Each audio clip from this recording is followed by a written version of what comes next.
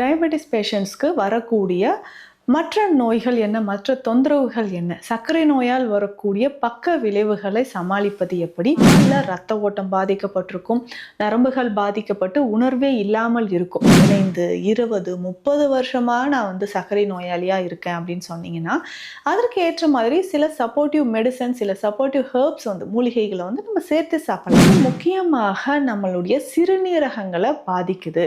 சிறுநீரகங்களுக்கு போகக்கூடிய இரத்த நாளங்கள் குறையுது, இரத்த ஓட்டம் குறைந்து சிறுநீரகங்கள்ல சுருக்கம் ஏற்படுது.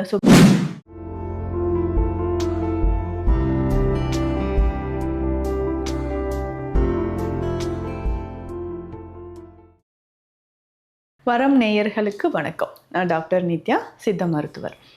சர்க்கரை நோய், டயபெட்டிஸ் பேஷண்ட்ஸ்க்கு வரக்கூடிய மற்ற நோய்கள் என்ன, மற்ற தொந்தரவுகள் என்ன, சர்க்கரை நோயால் வரக்கூடிய பக்க விளைவுகளை சமாளிப்பது எப்படி, இதை ஈஸியாக சித்த மருத்துவத்தில் நம்ம சரி செய்ய முடியுமா? கொஞ்ச நாளாக நமக்கு சுகர் இருக்குன்னா நமக்கு கொஞ்சம் கொஞ்சமாக தெரியக்கூடிய சிம்டம்ஸ் என்ன? ஸோ டயபெட்டிக் பேஷண்ட்ஸ் இருக்காங்கன்னா நமக்கு தெரியக்கூடிய சிம்டம்ஸ் என்னன்றதை நம்ம கவனமாக பார்த்துக்கணும். ஏன்னா சின்னதாக காலில் ஒரு காயம் பட்டாலோ புண்கள் பட்டாலோ ரொம்ப ஈஸியாக நமக்கு ஸ்ப்ரெட் ஆக ஆரம்பிச்சிடுது. இது டயபெட்டிக் ஃபுட் அப்படின்னு நம்ம சொல்லுவோம், டயபெட்டிக் அல்சர் அப்படின்னு சொல்கிறது. ஏன்னா நிறைய பேருக்கு நம்ம கிளினிக்கில் வயதானவர்கள் நிறைய பேருக்கு பார்த்துருப்போம், கால்களில் வீக்கம் இருக்கும், பிளட் சர்க்குலேஷனே இல்லாமல் முட்டுக்கு கீழே நம்மளுடைய நீ ஜாயின்ஸ்க்கு கீழே கருமை நிறத்தில் கால் நிறம் மாறி கொஞ்சம் வீக்கம் இருக்கும். தொட்டால் கூட நான் தொடுறேன் உங்களுக்கு தெரியுதானா, தெரியவே இல்லைங்க, கம்முனே இருப்பாங்க. என்னங்க அப்படின்னு கேட்டால் இல்லை எனக்கு தெரியல. ஸோ அந்த அளவுக்கு நம்ம காலில் ரத்த ஓட்டம் பாதிக்கப்பட்டிருக்கும், நரம்புகள் பாதிக்கப்பட்டு உணர்வே இல்லாமல் இருக்கும். அதுக்கப்புறம் கொஞ்சம் கொஞ்சமாக பிளட் சர்க்குலேஷன் நமக்கு குறைந்து கால் பாதங்களில் ஒரு நடக்கிறது கூட தெரியாமல் இருக்கிறது, காலில் செருப்பு போட்டிருக்குன்னா இல்லைன்னு தெரியல, ஏதோ பஞ்சு மூட்டை மேலே நடக்கிற மாதிரி இருக்குது அப்படின்னு சொல்லுவாங்க. இந்த பிரச்சனை டயபெட்டிக் நியூரோபதி அப்படின்னு சொல்லுவோம், நரம்புகள் பாதிப்பு ஏற்படுறதுனால வரக்கூடியது.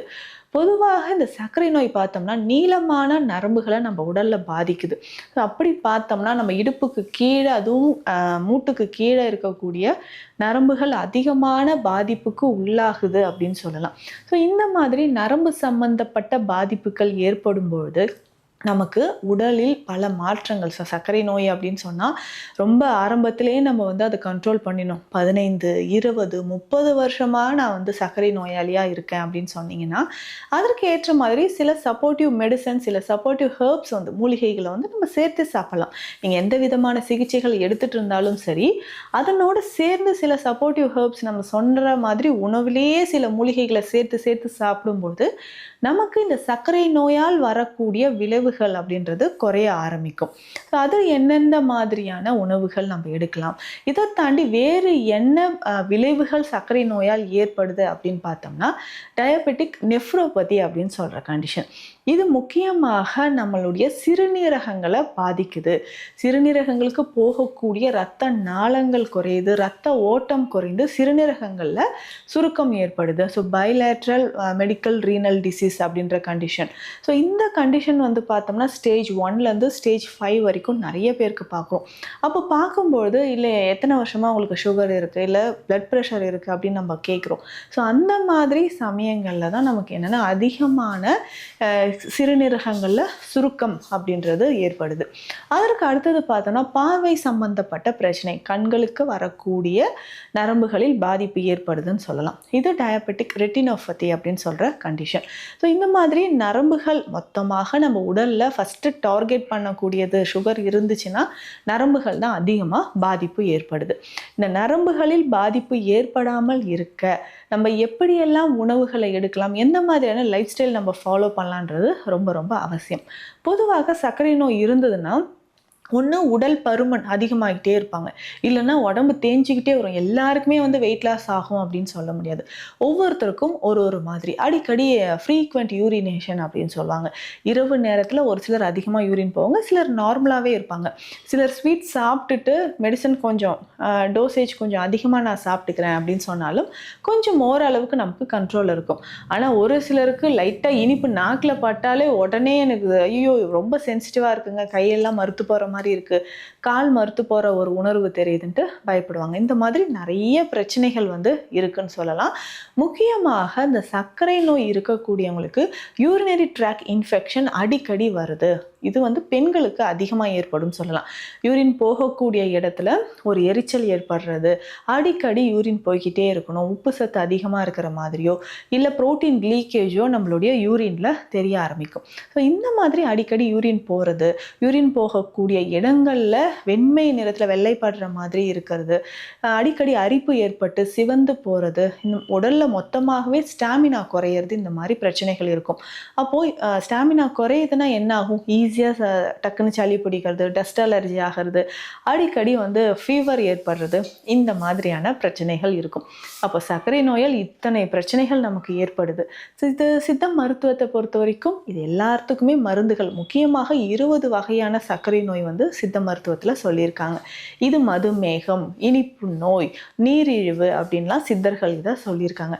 அப்போ ஒவ்வொரு உடல் வாகுக்கு ஏற்ற மாதிரி இது எந்த வகையில், வாதத்தின் தொடர்பாக வந்த சர்க்கரை நோயா, இல்லை பித்தம் தொடர்பாக வந்ததா, கபம் தொடர்பாக வந்ததா அப்படின்னு நம்ம பார்க்கணும். முக்கியமாக சர்க்கரை நோய் வந்ததுக்கப்புறம் கொஞ்ச நாளே என்னென்னா அவங்களுடைய ஹேபிட்ஸ் எல்லாமே கொஞ்சம் சேஞ்ச் ஆகிருக்குன்னு சொல்லலாம். டக்குன்னு கோவப்படுறது, பெண்களாக இருந்தாங்கன்னா அடிக்கடி மூட் ஸ்விங் வர்ற மாதிரி இருக்கிறது, ஒரே கொஷினை திரும்ப திரும்ப கேட்குறது, நெகட்டிவ் தாட்ஸ் நிறைய வர்றது, இந்த மாதிரி செல்ஃப் கான்ஃபிடென்ஸே குறைஞ்ச மாதிரி ஃபீல் பண்ணுவாங்க. இது எல்லாமே நேச்சுரலாக சர்க்கரை நோய் இருந்ததுன்னா வரக்கூடியது தான். 3 மாதங்களுக்கு ஒரு முறை கண்டிப்பாக HbA1c டெஸ்ட் வந்து நம்ம எடுத்துக்கணும். ஸோ அது வந்து எந்த லெவலில் இருக்கோ அதற்கு ஏற்ற மாதிரியான மருந்துகள் சித்தால இருக்குது, அதை நம்ம ஃபாலோ பண்ணிக்கலாம். இதுக்கு பேசிக்காக பார்த்தோம்னா இந்த டவுட் நிறைய பேர் கேட்குறீங்க. வெண்டைக்காய் ஊற வைத்த தண்ணீர், நைட்லேயே வெண்டைக்காயை வந்து தண்ணீரில் போட்டு ஊற வச்சுட்டு அந்த தண்ணியை காலையில் குடிச்சிட்டு வந்தால் சுகர் குறையுமா? நிச்சயமாக இந்த மாதிரி நிறைய மூலிகைகளை வந்து நம்ம தண்ணீரில் போட்டு குடிக்கலாம். இப்போ உதாரணமாக பார்த்தோம்னா இந்த வெண்டைக்காய் இருக்குது இல்லைங்களா, வெண்டைக்காயோடைய நம்ம என்ன பண்ணலாம்னா கொஞ்சம் பாவக்காயும் ஒரு 2-3 ஸ்லைசஸ் கட் பண்ணி போட்டுட்டு ஒரு 1/2 ஸ்பூன் நம்ம வந்து வெந்தயம் போடலாம், ஒரு 1/4 ஸ்பூன் வந்து சீரகம் போட்டு ஒரு 300 ml தண்ணியில் இரவு முழுவதுமே ஊற வைத்துட்டு அந்த தண்ணியை காலையில் குடிச்சிட்டு வரலாம். ஸோ இந்த மாதிரி தினமும் குடிக்கிறது எதுக்கு யூஸ் ஆகும்னா நம்மளுக்கு ஃப்ரீ மோஷன் இருக்கும். ஸோ டயபெட்டிக் பேஷண்ட்ஸ்க்கு நிறைய பேருக்கு மலச்சிக்கல் தொந்தரவு இருந்தால் அதை கிளியர் பண்ணும். அதே மாதிரி நரம்புகளை வலிமை சேர்க்கணும் அப்படின்னா சில மூலிகைகள் நமக்கு தேவை. நம்ம எந்த மருந்துகள் எடுத்துட்டு இருந்தாலும் சரி, இதனோட சேர்த்து இதை நம்ம எடுத்துக்கலாம். அந்த மூலிகைகள் அப்படின்னு சொல்லும்போது திரிஃபலா சூரணம், பேசிக்காக நம்ம சாப்பிடக்கூடியது திரிஃபலா சூரணம். இல்லைன்னா தனியாக அந்த நெல்லிக்காய் பொடியை மட்டும் நம்ம சாப்பிட்டுக்கலாம். நெல்லிக்காய் பொடியை மட்டும் நம்ம எப்படி சாப்பிடலாம்னா வெந்நீரில் கலந்து எடுத்துக்கலாம். இதனோட கொஞ்சமாக அந்த எலுமிச்சை சாறு, ஒரு 5-6 துளிகள் எலுமிச்சை சாறு கலந்து நம்ம குடிக்கலாம். ஸோ இந்த மாதிரி நம்ம வந்து ஹேபிட்ஸ் வந்து கொஞ்சம் கொஞ்சமாக நம்ம மாற்றம் செய்துக்கிட்டே வரும்போது நமக்கு நல்ல முன்னேற்றம் அப்படின்றது கிடைக்கும். ஸோ சுகர்னால் வரக்கூடிய பக்க விளைவுகளை தடுக்கிறதுக்கு சில மூலிகைகள் நமக்கு ரொம்ப முக்கியம். இதில் முக்கியமாக பார்த்தோம்னா சீந்தில். இப்போ நிறைய பேருக்கு ஆண்களுக்கு இந்த ப்ரோஸ்டேட் கிளாண்டில் வீக்கம் இருக்கும். சுகர் இருக்கக்கூடிய நிறைய நபர்களுக்கு பார்த்தோம்னா அடிக்கடி யூரினரி ட்ராக் இன்ஃபெக்ஷன் வர்றது மட்டும் இல்லாமல் அதனோடு சேர்ந்து ப்ரோஸ்டேட் கிளாண்ட் வந்து என்லார்ஜ்மெண்ட் அப்படின்றது நிறைய பேருக்கு தெரியும். ஸோ அப்படி ப்ரோஸ்டேட் கிளாண்ட் என்லார்ஜ்மெண்ட் ஆகும்பொழுது இதனோடு சேர்ந்து சீந்தில் சார்ந்த மருந்துகளை எடுத்துக்கலாம். அப்படி சீந்தில் சார்ந்த மருந்துகள் தொடர்ந்து எடுக்கும்போது, சீந்தில் சூரணமோ இல்லை சீந்தில் கஷாயமோ நம்ம எடுக்கும்பொழுது சர்க்கரை நோயால் வரக்கூடிய பாதிப்புகள் குறைய ஆரம்பிக்கும். இதனோடு சேர்ந்து நம்ம கிளினிக்கில் ஸ்பெஷலாக பார்த்தோம்னா போகர் சித்தர் அருளிய மகாவில்வாதி கற்பம் அப்படின்ற ஒரு மெடிசன், இதையுமே நம்ம சாப்பிடும்பொழுது கொஞ்சம் கொஞ்சமாக சர்க்கரை நோயால் வரக்கூடிய பக்க விளைவுகள் குறைந்து நம்ம பிளட்டில் இருக்கக்கூடிய சுகர் லெவலும் குறையும். ஒருவேளை நமக்கு சர்க்கரை நோய் இருந்து இதனோட சேர்ந்து என்னென்னா யூரினரி ட்ராக் இன்ஃபெக்ஷன் இருந்துச்சுன்னா அதற்கேற்ற சிகிச்சைகளும் சித்த மருத்துவத்தில் இருக்குது. பேசிக்காக இதுக்கு வந்து நம்ம பிளட் சுகர் லெவல் எவ்வளோ இருக்குன்னு பார்த்துட்டு அதுக்கப்புறம் இந்த நெரிஞ்சில் குடிநீர் சூரணம் அப்படின்ற ஒரு மருந்து இருக்குது. ஸோ இதை வந்து ஒரு 3 நாளோ 5 நாளோ தொடர்ந்து குடித்தோம்னா யூரினரி ட்ராக் இன்ஃபெக்ஷனும் கொஞ்சம் கொஞ்சமாக குறைய ஆரம்பிக்கும். சர்க்கரை நோய் தொடர்பான சிகிச்சைகளோ மருத்துவ ஆலோசனைகளோ தேவைப்பட்டால் ஸ்க்ரீனில் இருக்கக்கூடிய நம்பருக்கு காண்டாக்ட் பண்ணுங்கள். நம்ம clinic Deekshalayam Siddha health care, Adambakkam, Chennai. நன்றி.